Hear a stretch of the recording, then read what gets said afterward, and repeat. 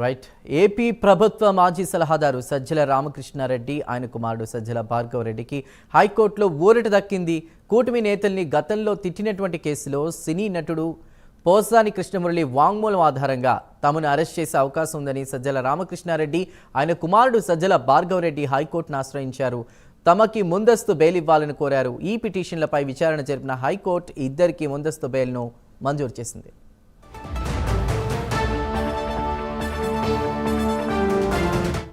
ఈ అంశంపై మరిన్ని వివరాలు మా ప్రతినిధి శ్రీనివాస్ అందిస్తారు. శ్రీనివాస్, సీనియర్ నేత సజ్జల రామకృష్ణారెడ్డి ఆయన తనయుడు భార్గవరెడ్డిలు కూడా ఏపీ హైకోర్టులో ఒక కీలక ఊరట లభించని చెప్పుకోవచ్చు. వాళ్ళకి బిగ్ రిలీఫ్ అని చెప్పుకోవచ్చు. ప్రధానంగా చూసుకుంటే గతంలో వైసీపీ నేతగా ఉన్న సీనియర్ నటుడు పోసాని కృష్ణ అతను సోషల్ మీడియాలో అప్పుడు వైసీపీ హయాంలో పలువురిని కూడా సోషల్ మీడియా వేదిక కూడా డిప్యూటీ సీఎం పవన్ కళ్యాణ్, దాంతో పాటు కూడా సీఎం చంద్రబాబు నాయుడు, అతను డిప్యూటీ సీఎం పవన్ కళ్యాణ్ ఫ్యామిలీని కూడా అతను అసభ్య పదజాలంతో కూడా పలు పోస్టు చేయడం జరిగింది. అయితే దీనిపైన కూడా ఇప్పటికే పోలీసులు రాష్ట్ర వ్యాప్తంగా కూడా దాదాపు 14 పైగా కేసులు నమోదు చేసి పోసాని కృష్ణమురళిని అరెస్ట్ కూడా చేశారు.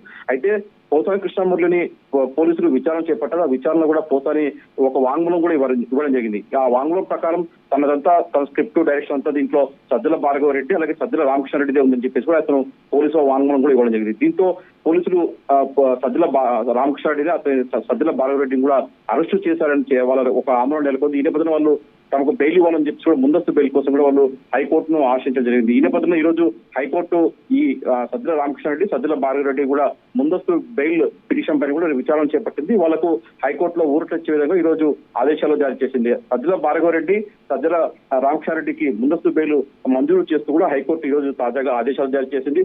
దీంతో నెక్స్ట్ వాళ్ళకు పోలీసు నుంచి కూడా అరెస్ట్ నుంచి కూడా కొద్దిగా భయం అనేది లేకుండా వాళ్ళకు కొద్దిగా రిలీఫ్ అని చెప్పొచ్చు. వాళ్ళకు ఒక విధంగా చెప్పడం ఒక బిగ్ రిలీఫ్ అని చెప్పుకోవచ్చు. సజ్జల రామకృష్ణారెడ్డికి, సజ్జల భార్గవ్ కూడా హైకోర్టు ఆదేశం మేరకు పోలీసు లో అరెస్ట్ చేసే అంశం మటుకు కొద్దిగా బ్రేక్ పడినట్టు చెప్పుకోవచ్చు. తర్వాత మళ్ళీ హైకోర్టులో పోలీసుల పిటిషన్ ఎలా ముందుకెళ్తుందో దానికి హైకోర్టు ఎలా డైరెక్షన్ ఇస్తామో చూడాల్సి ఉంటుంది. చందు. Right, thank you.